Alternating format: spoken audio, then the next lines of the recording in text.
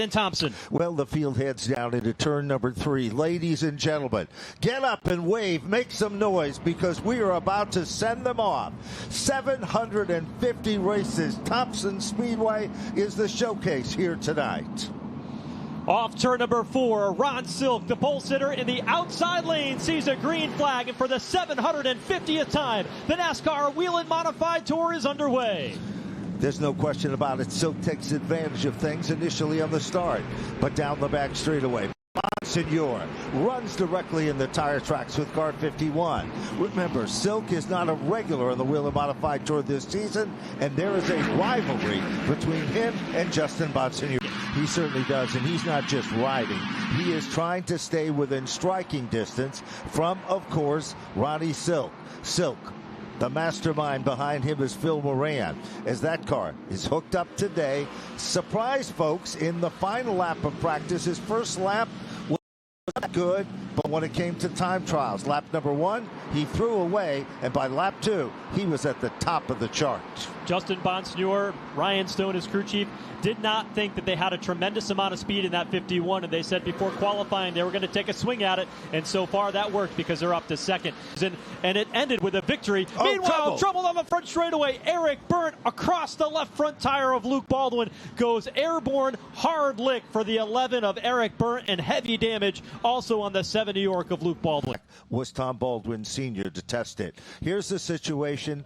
It appears that Eric Berndt, right to his outside, was the number 7, and of course spotters tried to clear. Here they come, firing them up. Spotters say green, green, green, and we are racing back at Thompson. The field of modifieds pour down the front straightaway with Ron Silk a healthy advantage over Justin Monsignor. Few cars out of line deeper in the pack, but everybody's able to keep it pointed in the right direction, and the field races on down the back straightaway. Ron Silk leading the way. There's only one car that is stuck on the inside, and it appears to be the Swanson number 25 car. Well, caution flag comes out, and car number 63 is the first car to be heading down at the entrance of pit road. For the restart, one more time, the outside lane. It's Ron Silk who will look to fire first as a green flag flies.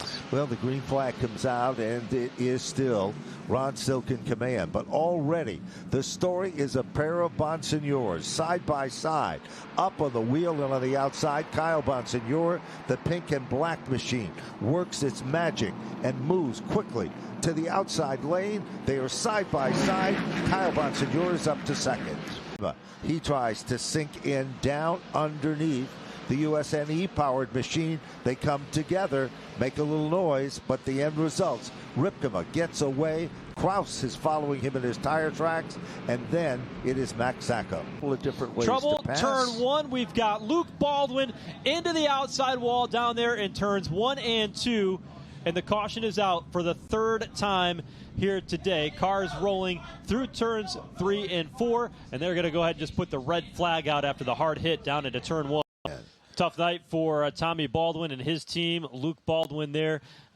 Obviously a hard hit getting into turn 1, but he has now climbed from the race car under his own power, surveying the damage up there in turn number 2 as he takes a look at the right front to see exactly what went wrong. We're going to take a look at a replay and see if we can find out exactly what happened. Down into turn number 1, apparently something broke on the automobile because it went straight in, Joe, hard, and made contact.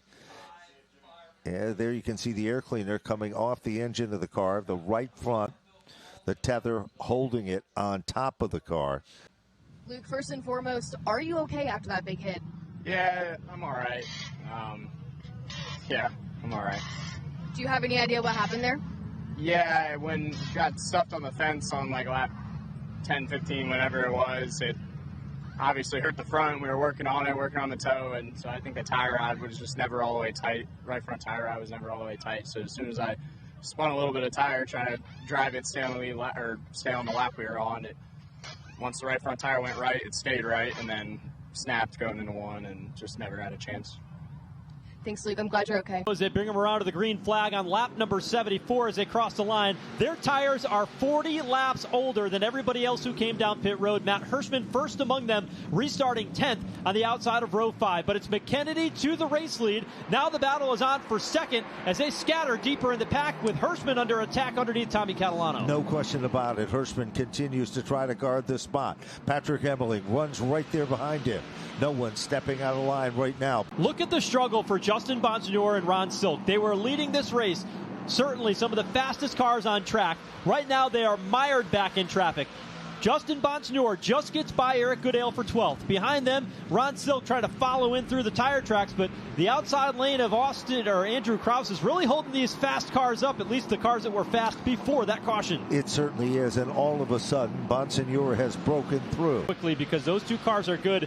If he can get them now, it would help him. Here comes Steven Kopchik down to the inside line, looking for the race lead. Nearly contact, and Jake Johnson will sneak on through to take over the top spot. They are 3 wide on the backstretch into 3. They sure are, and the guy that's stuck in the outside lane is John McKennedy. He got shuffled up the racetrack.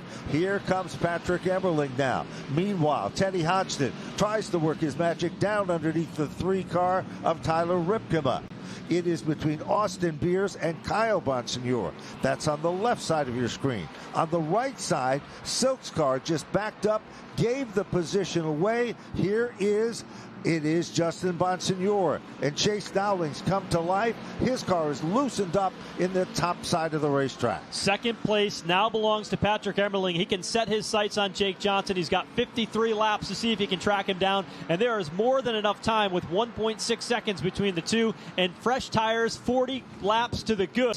Jake Johnson leading the way down into turn number 3, but Patrick Emmerling is there. He's within 2 car lengths off turn 4. There's no question he continues to rumble and make his presence known.